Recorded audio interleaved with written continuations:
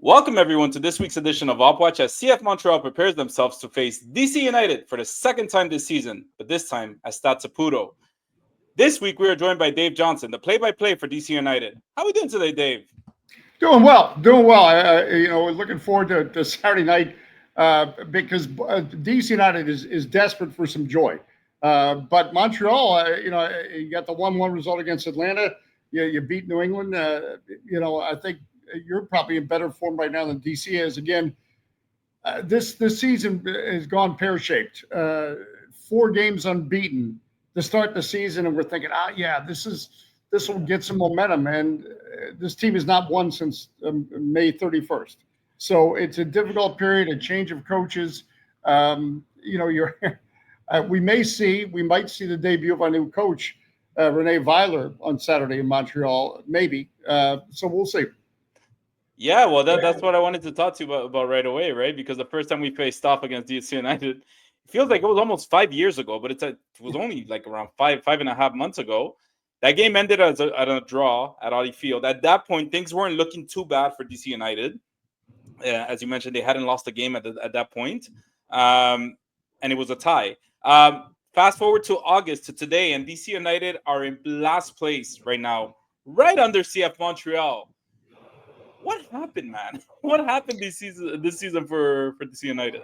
Well, probably if I could give you the correct answer, I'd have a different position than the broadcaster. This team last year, and they made they thought some upgrades from last year.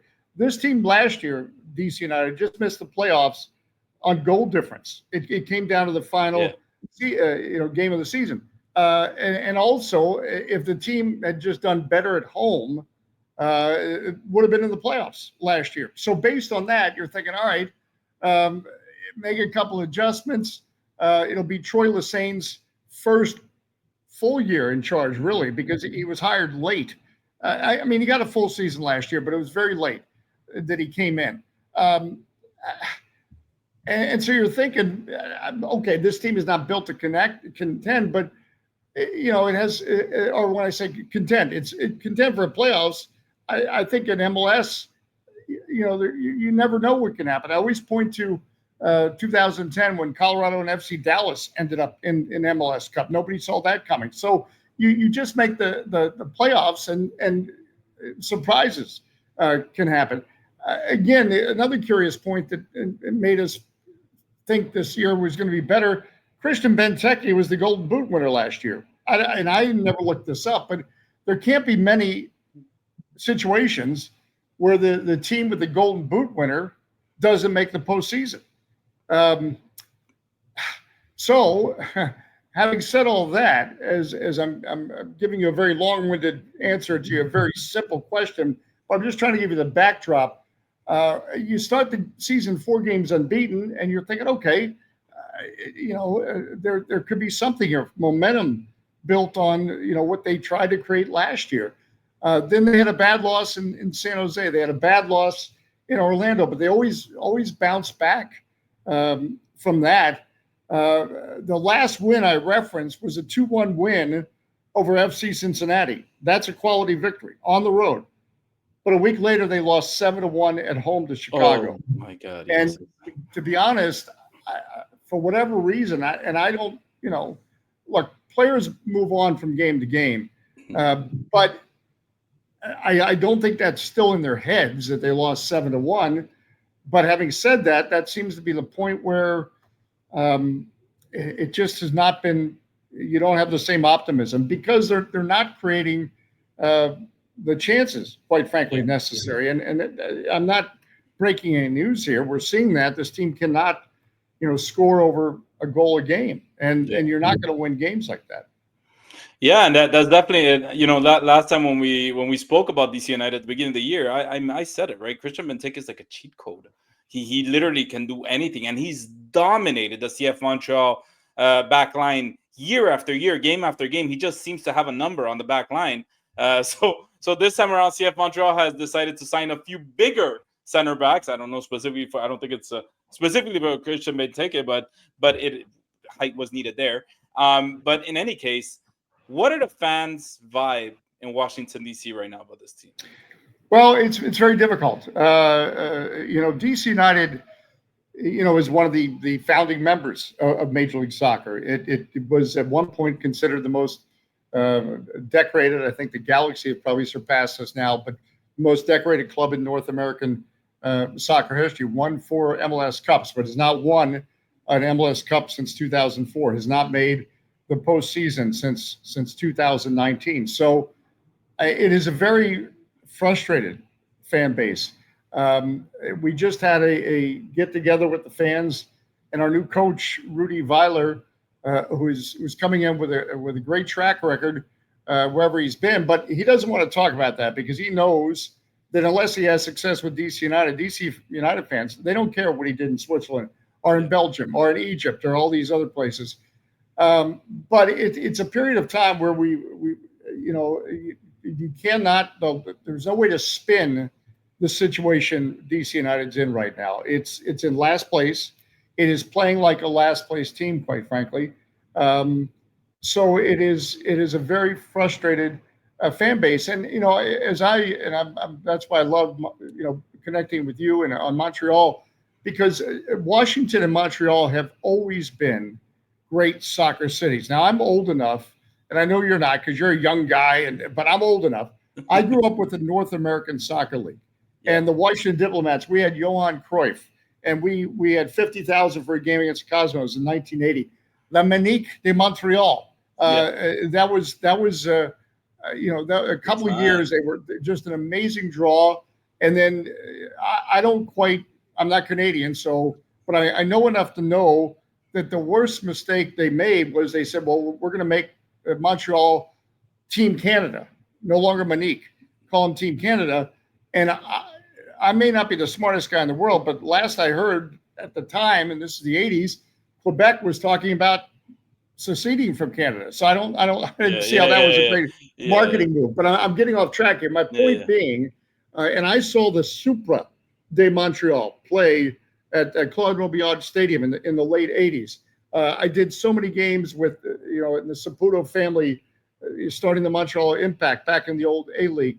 Mm-hmm. Montreal is a great soccer city. I was so happy when Didier Drogba arrived in Montreal. Montreal deserves the best because tremendous fans, tremendous atmosphere. The same can be said in Washington, and that's why this matchup this weekend is a bit painful because we're both at the wrong end of the table, and we should be doing much better. Yeah, well, that's it. And you touch on a lot of good points. There's a lot of history, and it's something that I don't know how it's been at DC United, but there's been a big, in the past seasons, in the past 5 years or so, there's been a big disconnect between the fans and the club. And because of they're trying to make it better and trying to replace names and replace brands, that kind of give the fan base kind of a disconnect when like, but that's our history. Like, that's our history. That's where we came. Why are you guys just changing it? It's not making the team on the field better. So there's been a big disconnect. But they, as you must know, there was that recent letter that came out a few weeks back about the rebuild, which hopefully it amounts to something. But speaking of that, both teams have 2 different head coaches on the sidelines since they last faced off. CF Montreal had Laurent Courtois, and you guys had your coach as well, the one you mentioned a little bit earlier. How has DC United fared since the change of coaches? Well, it was a month ago, I believe. And nothing's really changed. But that's one of the situations where the guy that was put in charge of Kevin Flanagan, it's not a great situation to take over a team that is clearly stumbling and not doing well because you're in the middle of a season, and so to your question, I mean, sometimes we do see, the teams will get a sugar high when there's a coaching change. There'll be a spark, but that's not happened yet for DC United. But to your point about also, and I think we're in similar situations, because we do have Washington and Montreal sophisticated fan bases, it is important through good or bad times to get out in front of it and connect and communicate with the fans. So I'll credit our ownership group. We had a group get together last Friday with the new head coach and some of our supporters groups and it was just important. Let's all get in a room. We all want the best for this club. We've got a relatively new stadium. It just opened in 2018. Um, uh, when you need to address the situation head on, and you can't fool people. And so, right now, there's no way to fool anyone. DC United, for a while we thought, well, maybe they'll get some of that energy back that they had at the beginning of the season, and maybe they still will. I pretty much think this season is pretty much they're not going to make the playoffs. I think that's also why it's important. During this transfer window, you're not going to see, I don't think, DC United sign anybody because they're just getting a new coach on board. In other words, it's just what you talked about. Letters and press conferences, they don't want to, results is what the fans of Montreal want. Mm-hmm. And that's what the fans of DC want. And that's what, for so long, they were used to success, and they believe they should have sustained success. And so that's a challenge. Now, that's why you go into a match like Saturday, and I really have no way of predicting what's going to happen, because, and I'm sure it's the same with Montreal. That's the other thing about, as supporters know, these players, nobody feels worse about the situation they're in if they're not winning than the players. And you know that. And if you're around them, I mean, they are, it's killing them. But you got to lace up the boots and go after it the next game. Yeah, well, that's it. I mean, and CF Montreal players have, you see it in Marco Donadel. When he shows up to press conferences, his face is just, he doesn't know what to say anymore. He's like, we lost again at the last minute for this and that reason. So he's obviously getting tired, but he's also been very expressive about, like, we need more quality players. I'm literally coaching in emergency mode right now because we're missing position here, and there. And the same thing goes for DC United, which you actually mentioned something interesting. You said they might not sign anybody in this window. But like the fans, I'm talking about the fans' perspective, is like a new signing means a new good thing.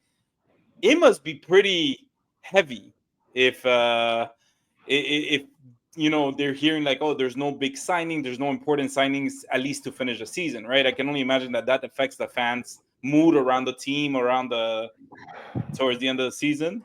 Yeah, I think, and when I say that, that's just me talking, that I don't expect that. Yeah, of course. And it's but I also think that if you're going to make a signing, and that's why I applaud when we fired, quite frankly, when we fired Troy Lesesne as the head coach, I thought, all right, now what? Are we just going to have an interim coach for the? I did not see Rene Weiler, coming, coming on board from Europe, and obviously. This was in the works for several months. From what I understand, Vancouver had some interest in him in the off season. So there was already some. In other words, you don't just fire a coach like we did, whatever it was, June. I've lost track of the time. Yeah. And then you pick up the phone and say, hello, Switzerland. What are you doing this weekend? So when you hire somebody like Rene Weiler. Obviously it's showing, well, first of all, it's showing a commitment because you're spending some money on a coach. And now, oh, by the way, players are what play the game, and he's the first to know it, but he's not going to come over here and if he doesn't have the confidence that the ownership is going to support him to be active in the transfer market. I just don't think this transfer window, if you can get something done that makes sense, then go ahead. But we're in a league where you're buying players, but it's got to make sense. Yeah. We can't afford to have high priced guys come over here on a big transfer and they don't perform. Yeah, unfortunately, the MLS. I say unfortunately or fortunately, whichever way it is.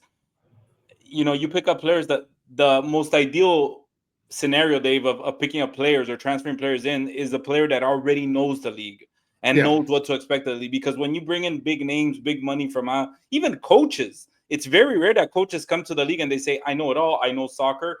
It's just normal. No, the league is different. So it's going to take some time for the coach to get used to it. And he's probably going to use these next few months. He's already probably been doing it, but he's going to use this next few months to kind of adapt to the league and adapt to the rules and all that. But let's go ahead and talk about this weekend's game. There's 8 games left in their 2025 MLS campaign. CF Montreal and DC United are both fighting to not end the season in last place. How does DC United view Saturday night game at Stade Saputo? Well, they first of all, now it's likely. I don't know if I should say likely, but it's getting close that Rene Weiler will actually take the reins, and it might be his first game. That's all up to the paperwork and the immigration, but apparently, from what I understand, it's very close. I gotta believe, and I've talked to some of the players. I mean, they know. Okay, you've got the guy coming in, the guy that's going to make decisions in the off season, who stays, who goes. I think they're going to be highly motivated, but when you haven't won since May, they're coming in, and they're going to. No, it's not about getting a point on the road. It's about getting 3 points. This team needs to show, and that's that was encouraging actually. Last week, although it ended up being a loss, but before last week, they seemed to wait until the second half to get going. I expect an aggressive team. They played with 2 up top on last week against New England. I've said all along that Benteke is great. He can hold up 2 defenders. He can attract 2 defenders. But I think we should be playing with somebody up with Benteke.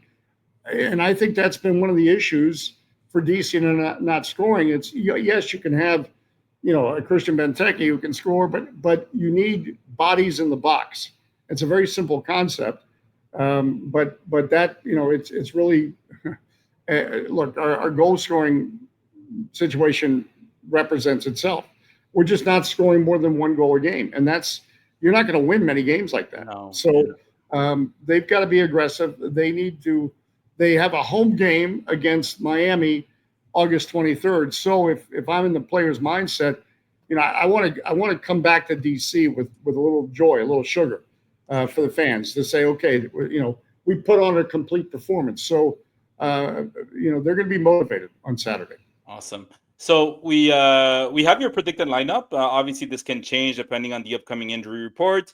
And on top we have Pironi, Benteke on a 4-4-2. We have on the top Pironi, Benteke. Then we have Leal, and you'll correct me if I say this wrong, Kajina on the wings. Then we have Hopkins and Enau in the middle. Schnegg and Aaron Herrera, a former CF Montreal player, on the right back, left back, and then Rawls and Bartlett on the center backs, and Kim as a goalie. What can CF Montreal expect from this lineup? Well, I think for us to be successful, we need both David Schnegg and Herrera to be involved and being able to get up and down on the flanks. And David Schnegg, again, we talk about MLS signings. He was not a name I knew before we picked him from the Austrian league. He's fit in very well, and I think statistics even prove it out. Not that statistics are everything. So I do think we have wing backs, outside backs, whatever you want to call them, dangerous players in Schnegg and Herrera. I think with Pirani now playing in a role where he plays off Benteke, I mean he's got skill, and what we need is him to be unleashed and to show what he can do in his space. And if you have a situation where in a perfect world for DC United, Benteke's occupying a couple defenders, that can open up the space for Pirani to put on some of his Brazilian magic. That's and he's shown he's capable of doing it. It just the consistency from this team is not been there. But I think, in Leal and Kojima, you have players that will go at players on the flanks. That's what you need, and that's why Jackson Hopkins, a young player, is starting. You need players that are going to be brave. This difficult time calls for players that are just going to say, you know what, I'm going to go for it. I'm going to attack. Now you got to be smart. Like, for example, Jackson Hopkins in his role in the central and midfield, he just cannot go loose because then he exposes his team defensively. But I was very impressed with him against New England. He kept his role. When you have Carlos Heel patrolling the New England midfield, you can't be too crazy. But he was not afraid to be bold and just go for it. Because I think that's why this could be a very entertaining match between both teams. Because if you're Montreal and DC United, what do you have to lose? Exactly. Just go. I mean, if you're DC United, look, we've already lost the game 7-1. We've already lost the game 6-1. So, what are we afraid of? Being embarrassed? No, just go play, and play with joy and passion and see where that takes you. Usually I wouldn't understand, but it's actually been that way since the letter came out. It felt like the players have been a little bit looser and just like, nothing to lose. Let's just have fun out there and let's just do what we can. Obviously, hasn't given the results, but you can see it. It's an attitude thing. And sometimes just that attitude thing, Dave, is important. It's nice to see that players are like loose and not robotic and no strict or yelling at each other in the field. It's important. What would you say are currently DC United's strengths that CF Montreal really has to be aware of this weekend? Well, I mean, I think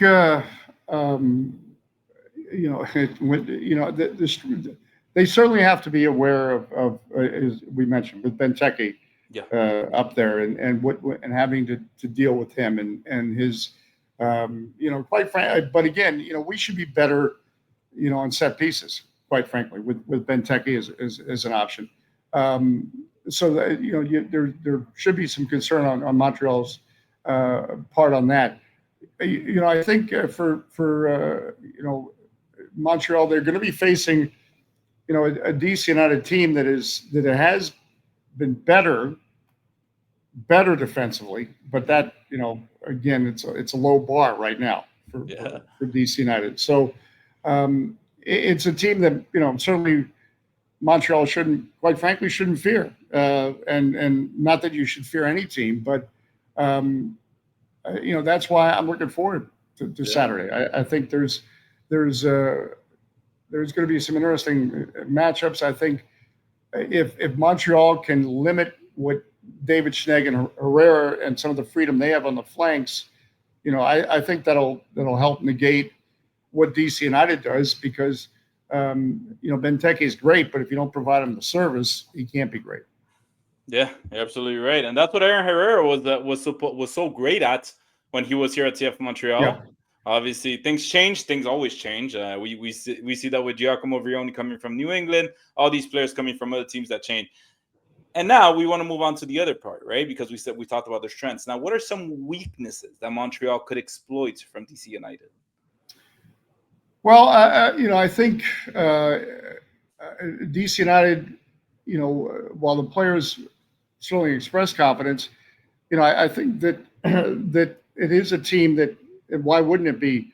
It is somewhat weakened mentally. It's been through a lot. When you go through a period where you haven't, you get eliminated from the U.S. Open Cup, your coach has been fired, you haven't won since the end of May. I think if Montreal can score that first goal, you're already dealing with a team that's taken some hits this season, and that could be, I don't want to say it'll be game over at that point, but DC United is not playing with a lot of confidence. Yeah, they're vulnerable at that point, I guess, after that first goal. Yeah. And that's something that surprised us, Dave, over here, because I think a lot of the fans watching the games of CF Montreal after that first goal was scored early, a lot of them said, well, here we go again. CF Montreal is going to lose this game 6-0, 7-1, whatever it may be, because that's what it was at the beginning of the season. But this team, the CF Montreal team, has shown resilience, has shown the will to want to continue fighting. So, yeah, I understand what you're saying by weakness. It's not a specific thing, but it's about the morale of the team, how how high does it stay? So besides the obvious, we can mention Christian Benteke and all that. Who is a player that you're watching this weekend? So you're keeping your eye on for DC United. For DC, Yeah. yeah. I am so thrilled with Jackson Hopkins. He's a academy product. He's homegrown player for DC United, and I think we're just scratching the surface for him. And I think if he can find some joy, some freedom to do what he is capable of doing in the midfield. I mean, he'll take players on. I think that'll be key to DC's success. So he's a name that may not be on a lot of radars, but I expect him to start again.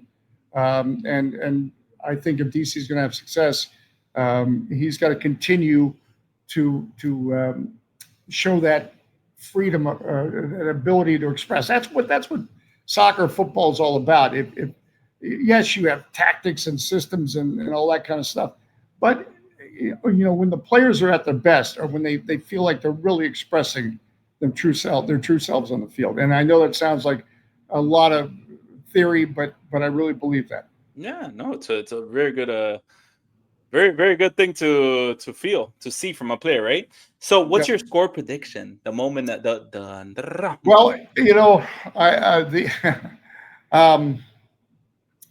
again, that it is so hard, but I'm going to say, go with DC winning, and I think maybe the new coach will be in place. I don't know for sure, but I think that'll provide a boost and a spark, and I'll say, 2-1, DC. But you know what? You actually mentioned a very, very important point, Dave, because the point of having a new coach in the sideline, maybe a lot of these players are already playing for 2026 and they want to prove themselves to this coach. Like, no. Hey, I'm your guy. I'm your guy, and it might come to CF Montreal's cost at that guy wanting to have a game that's out of. No, I think this will be a game where you're gonna have players play beyond their capabilities. Maybe. Yeah. All right. So listen, we like to finish off the Opp Watch with a little question here. So Dave, what's your best spot to eat in town at Washington? Best spot to eat? Yes. In town, I feel like that's a tough question. We've got a lot of great restaurants in our city, but I there's one I do also basketball. Yeah. And right by our arena, the basketball arena is a Capitol Grill, and they treat you so well, and it's great steaks and so that I didn't come prepared for that question, but that's one place. That's one place I know that you can't go wrong. But Montreal is an international city too. Yeah. So we've got name the kind of food you want, and we'll find a place for you. There's a great Chinese place there also, called Miwa. So okay. Yeah. That's it. It's one of those top of your mind things that you're like, you know what, I'm starving. I know exactly where I want to go. Right. So, okay. Well, look, Dave, thank you so much for joining us for the Ball is Round in this edition of Opp Watch. Where can our listeners find you for everything DC United? Well, you can find us at Dave J Sports if you connect on social media.